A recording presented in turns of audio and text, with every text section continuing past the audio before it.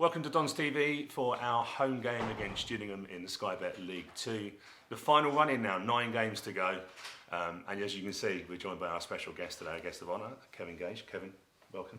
Yes, thank you very much. Great to be back. Brilliant. So you're joining us now. Obviously, you're going to be in hospitality, you're going to be out on the pitch later. You also got the benefit of playing at the old Plough Lane. Not we call it old Plough Lane, but the original Plough Lane. And obviously now back here. How exciting is it to be? I know you've been here previously. How exciting is it to see? We don't call it New Plough Lane, but I know exactly what you mean. It's fabulous, honestly. I had a few clubs. I went back to Aston Villa on Sunday actually, and it's nice to go back. But it's a genuinely different emotion to come here. Yeah. Obviously, first club. Had some great times here. At the old Plough Lane, we're romping through the divisions with Bassett and all my teammates there, the crazy gang, etc. And it's just fabulous to see what's been achieved here over the years. I've got all the books at home. I've got Show Me the Way to Plough Lane by Jordan and Eric's book all together now and all that, and the Crazy Gang book. So I read a lot of the stuff. I know about it. Watch the playoff game to get you back into the Football League with Luton on the telly. You were with a good group of mates in Sheffield, and then was at the playoff final against Plymouth, wasn't it, at Wembley? Right. And that's wherever right. that was. Yeah. So it's just brilliant, and it's great to be back. Really is. It's interesting because I noticed on your social media you were mentioning that you've been back to 2 former clubs. And the results hadn't gone too well, so I was going to mention.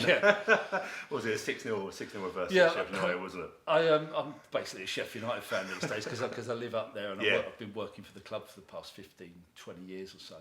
I go back to Sheffield United every single home game. So I was just mentioning that the last 2 home games of my ex-clubs, which is Sheffield United and Villa, 6-0 defeat for United and 4-0 defeat against all the odds at Villa on Sunday against Spurs. So hopefully 3rd time lucky tonight. Yeah, well the good news is Gillingham don't concede many. We've got one of the lowest goals against, so I think it's going to be a tight game tonight anyway on that side of it. So going back to your Wimbledon career, obviously coming through the ranks, debut just after 17. What was it like? We've had Dave Bassett here and Dave Besson and Alan Cork, and they've all talked about the crazy game. Now you obviously started right at the start, coming through the academy. How was that?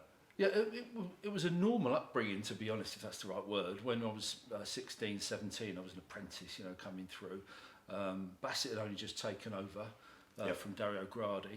And in his first season, we actually got relegated. I was a 17-year-old in my first full season, in and out the side. So it was only in the second season, of Bassett's second season, so whatever it was, 82, 83 maybe, that we started to get some momentum going and things started to pick up.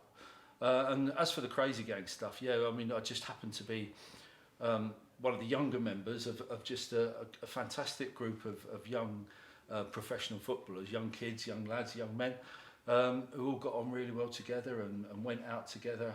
The older ones kind of got joined in with it, whether they liked it or not. And Bassett got a fantastic team spirit together and encouraged some of the antics, let's be honest, and he joined in as well. And it just went from there, and we just were a group of young lads, good at football obviously, good team spirit, a good system of play, a good manager, some good coaches, good staff, and we just kept on a roll. And obviously ended up in the old First Division in 1986, wasn't it? 7 years at the club, was it? Over 150 appearances. For myself, it went great. I was privileged to be able to look back on that time in my career and just had a fantastic time. The football was good, but just growing up in that environment with that atmosphere and being part of such a special time in any club's era, but that one was especially good. So obviously you coming through the youth team and as a young 17-year-old, did the then Crazy Gang look after you, take you under your wing, or joking? Was it a very much like live and learn, sink or swim? I was probably the youngest in the squad for a long time. Andy Sayer came along, I think, a couple of years after me. But it was just thrust into the first team environment. I went from apprentice playing with the youth team and the reserves to Gage, you're in the first team squad. So I made my debut end of that season. I was actually on the bench for a game at home to Doncaster in about the February, March of that season when we drew 0-0, but I didn't get on. And that was in the days it was only one sub, not like the 10 subs they have these days. So I could have made my debut had I been needed at 16. She's like 16 and a half. And just brilliant. And I was, as I say, I've already said, I was just fortunate to be part of a team and a squad of players that were on the up and up.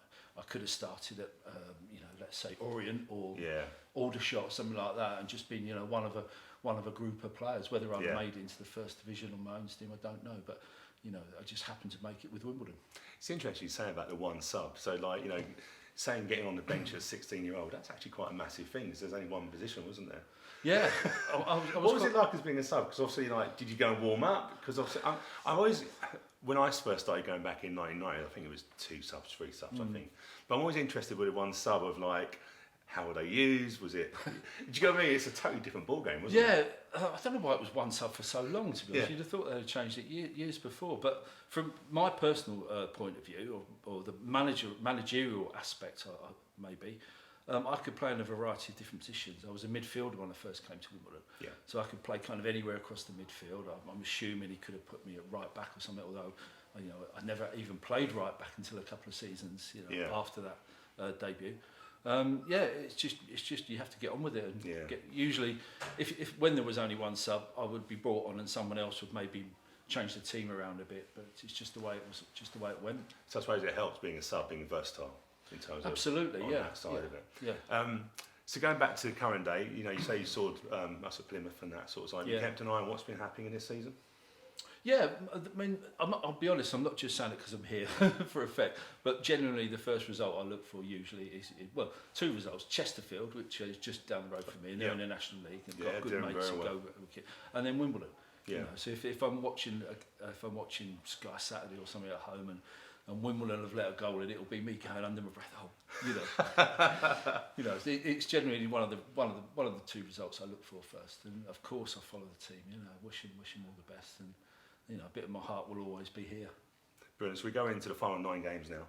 Wimbledon just outside of Plough. Been around that all season. It's quite a tough league.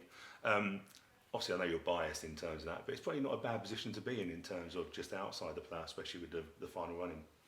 Well, you just want a bit of momentum, don't you? Yeah. 2 great results, in the past 2 games, and if you can just get the confidence going, which I'm sure they will have and have anyway, just get that momentum going, keep it tight at the back. Don't let many goals in anyway. Yeah.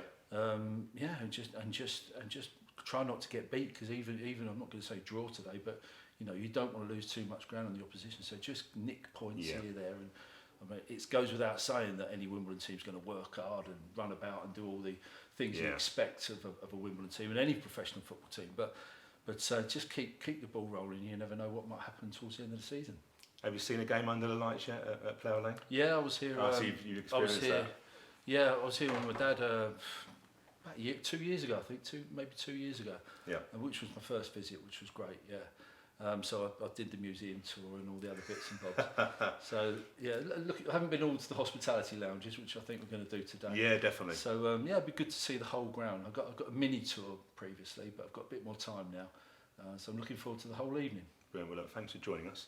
Before I let you go, I've got to get a prediction. What are you thinking today? Yeah, tight game, as you said. Both teams don't give too much away. So let's go 2-0. Victory, obviously. Yeah.